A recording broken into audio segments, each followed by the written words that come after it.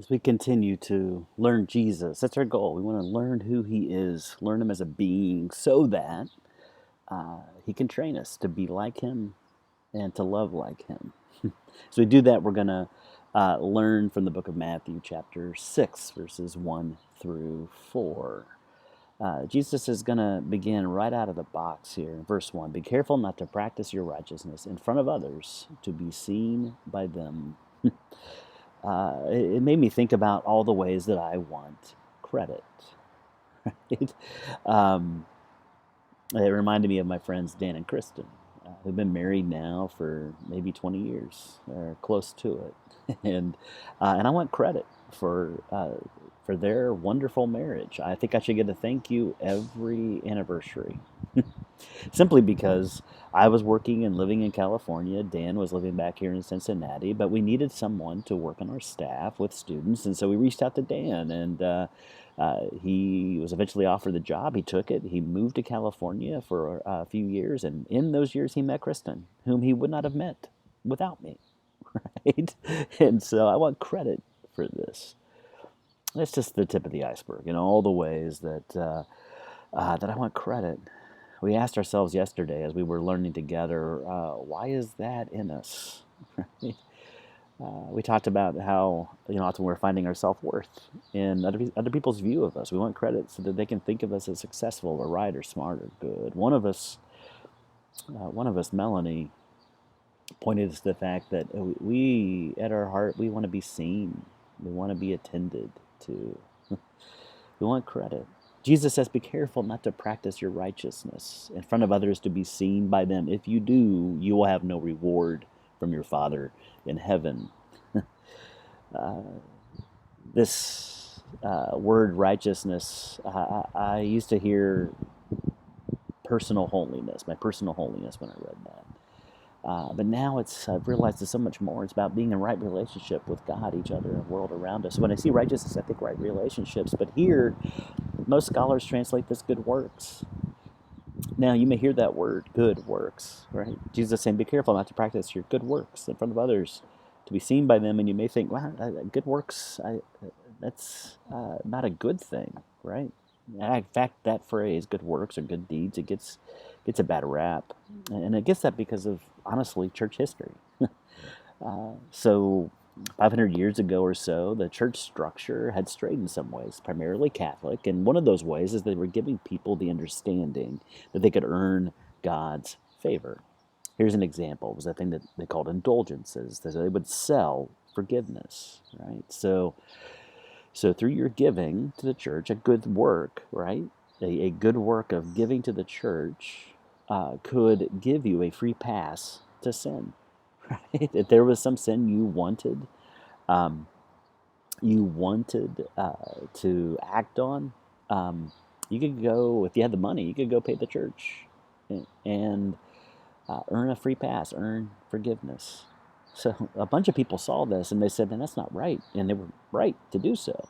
People whose names you may recognize, people like Luther or Wesley or Calvin, drive around your house, you'll see churches that launch from their movements. There's all sort of all wrapped up in what we now call the Reformation, right? The reforming of the church. It was a reaction, and it wound up being sort of a swinging pendulum, and it emphasized, that we were saved by trusting Jesus, saved by faith, not works, right? So there was this polar, it's faith, not works, and so good works are bad.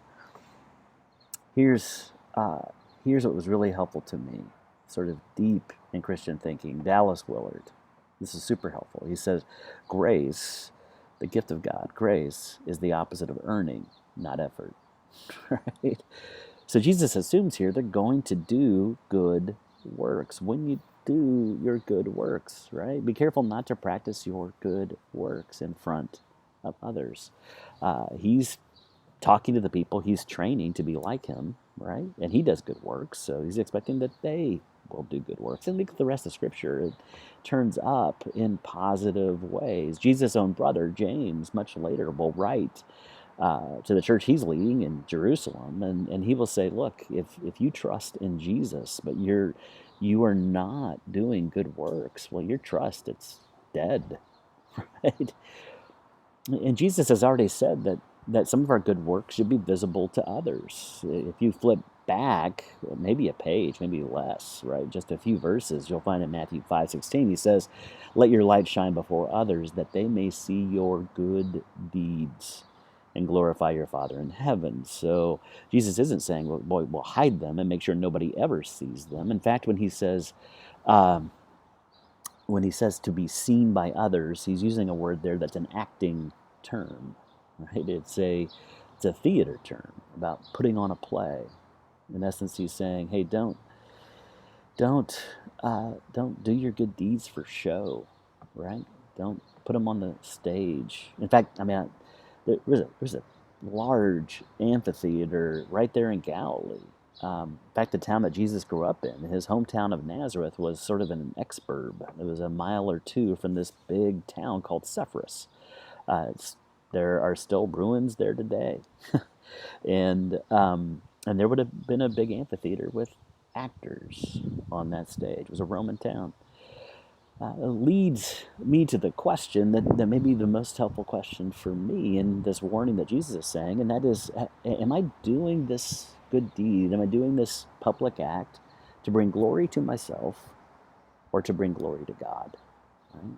Am I trying to make myself famous, or am I trying to make God famous? Am I trying to enhance God's reputation, or trying to enhance my own? Right? So Jesus cares. We've already established as we've walked with him through this book of Matthew and hearing him teach, he cares about what we do, right? He cares about whether we call somebody a name in contempt. He cares about what we do, our behavior, but he also cares about why we do it. He cares about our motivation. And that gets confusing for me. Because if you're like me, you know it's next to impossible to do anything out of one pure motive, right? I'm a guy that I get to do the good work of teaching. I get the privilege of doing this in different ways. And maybe there's some positive reasons or motives that I'm teaching, that I'm doing this good work, right? Maybe I do it because I love Jesus and I just want to serve him, or I'm doing this because this is what he made me to do, right? It's a gift that he gave me and I'm trying to employ it for the ultimate goal of human flourishing, that everybody ever there can enjoy life with God, right? Maybe I'm doing it just because I love people, right? And I don't want anybody to miss out on life with Jesus, right? And maybe I'm doing it because I believe deeply this is the best possible life. But also, maybe I'm doing this good work even right now. Maybe I'm doing it because it's a job, right? It's a paycheck, or maybe I'm doing it because I have this deep bottomless hole in my core that just needs to be accepted and approved of. Then this is how I get my acceptance and approval. Maybe I don't know who I am uh, without being the job that I do, right? Or even more, maybe this is how I get to extend my power, right? That I get to be the guy who does most of the talking. Now, truth is, I'm probably not any one of those single things, but I may be all of them at any given moment, right? I'm a mixed bag. Now, don't judge me too harshly. I'm suspecting most of you are as well, right?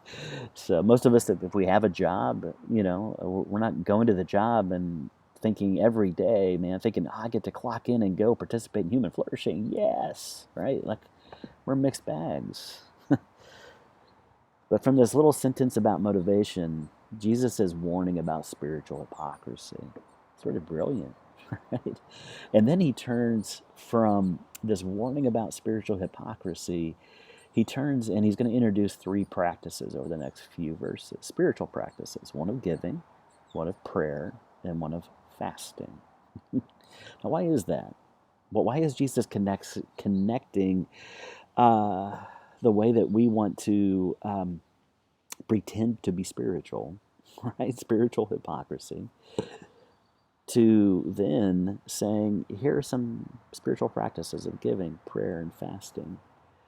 We believe, and this is why we call ourselves praxis, because praxis it's an old Greek and then Latin term, but at its core it means practice. Then honestly, just simple spiritual practices are what we would call practicing the way of Jesus. These are things that he did that when we do that, it begins to work on our hearts, right? It begins to change us from the inside out. We begin to become the kind of person who looks more, acts more like Jesus would if he were us, right? So let's just look at the first practice and then we'll land the plane. Verse 2. So when you give to the needy, Jesus says when, not if. There's an assumption they're going to. And in fact, he's talking to Jewish people and they were good at giving. It was kind of referred to as almsgiving. It had to lean into justice and mercy, and it meant more than just your treasure, it meant your time, right? It was to help people in need. This came out of a deep understanding. Like if you look at that First Testament, the Old Testament, it is this deep root in Scripture where you see God's heart for the poor. Just so we have a sense for what giving to the needy meant for them. Just a few years after Jesus, in AD 70, a couple of decades, 3 or 4, the Jewish people revolted against Rome, and so they sent a general, Titus, and he leads the Roman army into quelling the uprising. And they destroyed Jerusalem, and they leveled the temple that Herod built. So not only is this a huge, awe-inspiring place, this temple, Herod the Great was if he was anything, he was an amazing architect. And this temple was just stunning. But more than that, the temple was where God lived on earth, the Jewish people.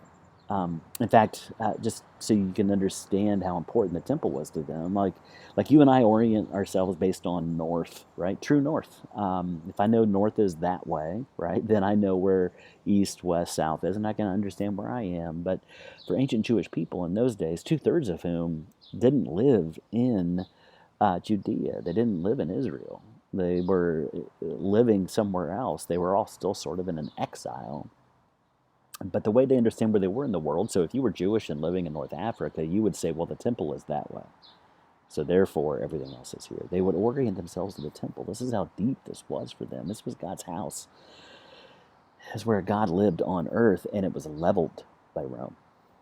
Brick off of brick. Jesus predicted it. And so the Jewish people had to reinvent themselves. Like if you read those first 5 books of the Old Testament, what they refer to as the Torah, the instructions in there that it's impossible to follow them without giving sacrifices in the temple. And there's never been another temple, not since AD 70, right? And so they had to reinvent their systems. They revamped their sacrifices and replaced them with giving to the needy.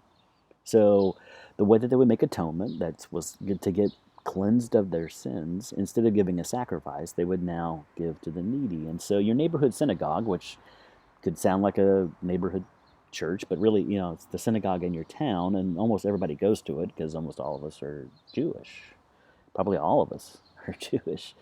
And so the synagogue, which functioned as a learning house and all sorts of other things, it was also the place where you kind of got your Medicare, your food stamps, and all of that. It was funded by the people who had money.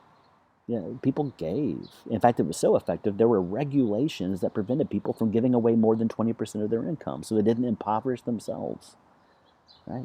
These were giving people. When you give to the needy, Jesus says, don't announce it with trumpets, which is a funny image in my mind, that somebody would stand with the trumpet and play it. But the giving box for them was a ram's horn. It was called a shofar. And so when you put a coin into a shofar, it can make noise. If you just place it in there, that's one thing. But if you drop a penny in there, you're going to hear ting, ting, ting, right? But if you drop a bunch of big coins in there, it's going to go clang, clang, clang. And that clang says, look how good I am, right? I'm giving a big amount. He says, don't do that. Then he says, as the hypocrites do in the synagogues and on the streets to be honored by others. That word hypocrites, it was used by Jesus like 17 times. And he creates a new definition for it. And in fact, that's the definition we use it for today. But it just meant actor, right? It was an actor on a stage, like over there in Sepphoris, right?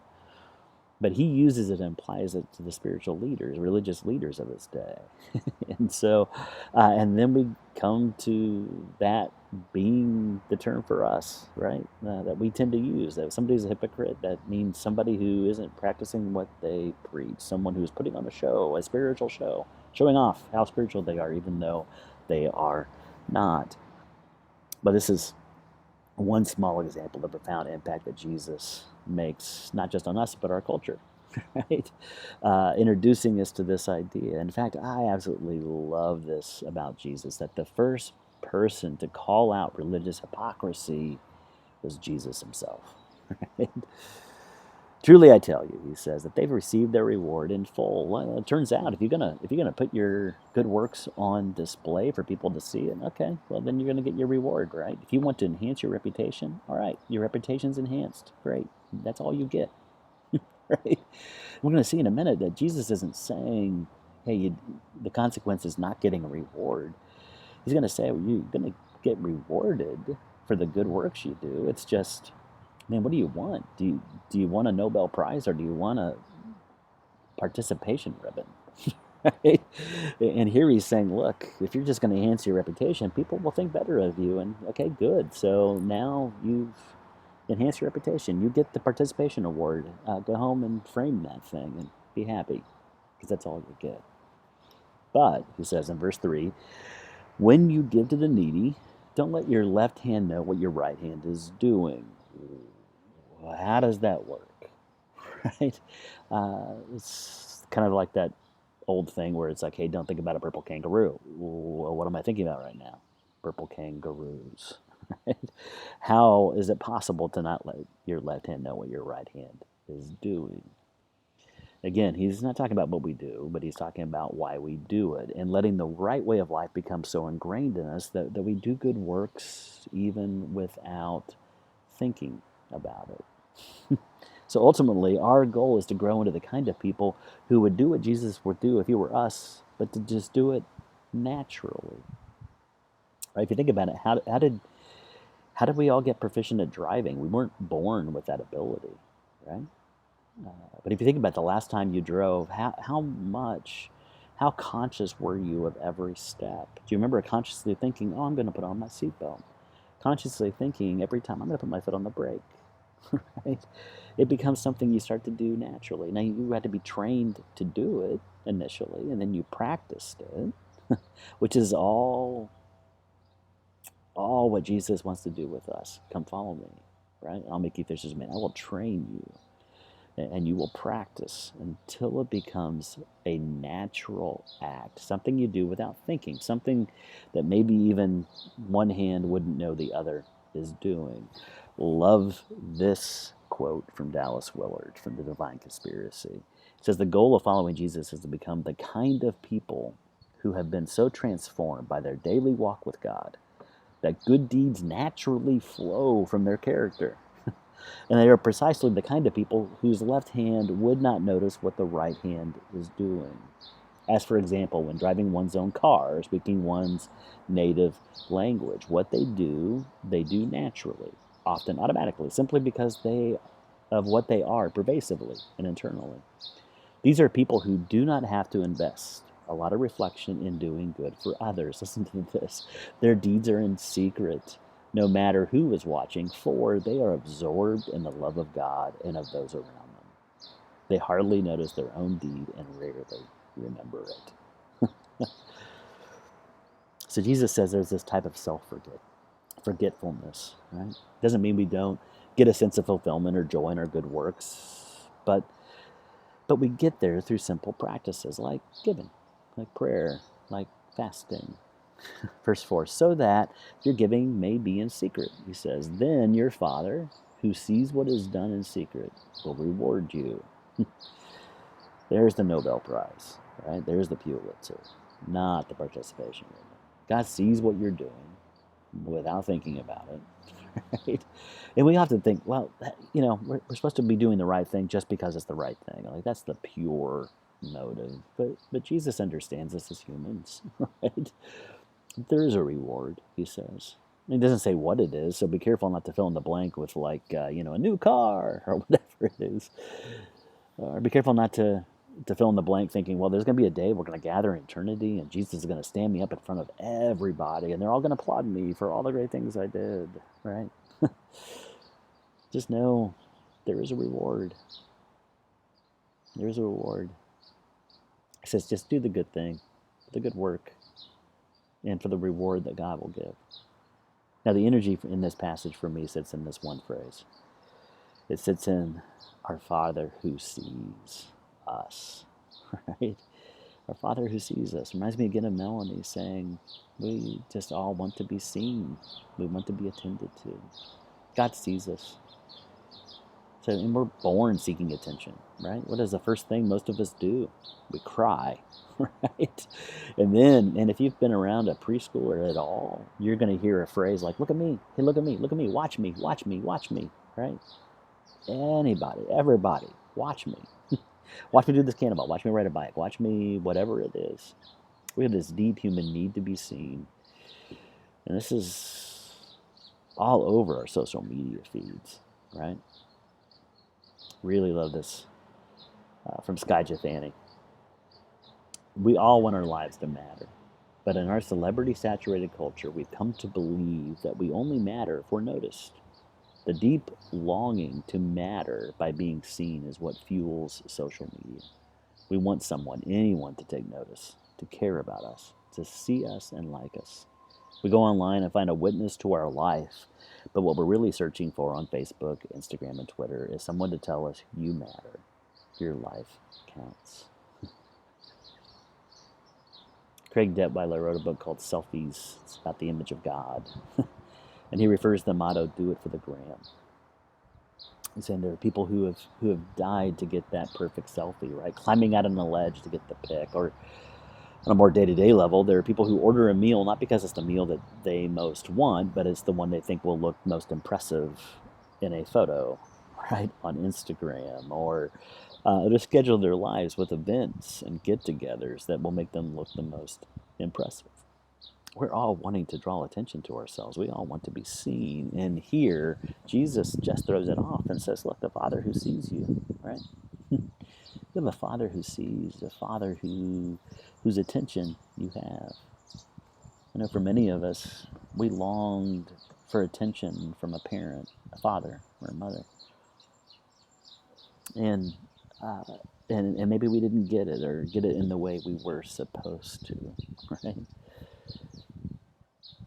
And it leaves us in the space, right? We're lacking. We want to be seen. I've worked with students for 15 plus years. And so many times I saw young women looking for attention that they longed for from their father, right? And to go find that in another man. We have this deep longing to be noticed and be seen. And here what we have is we have a Father who sees us, right? I don't know what the reward is. But our conclusion as a Sunday gathering of Praxis folks was maybe that reward is simply having a God who sees us, right? That to be truly attended to, and not just by anybody, but by the God of the universe. So with that, may you go in grace and peace. And enjoy not putting on the show, right? You don't have to. And to give, right? Give freely, give well, give fully, right?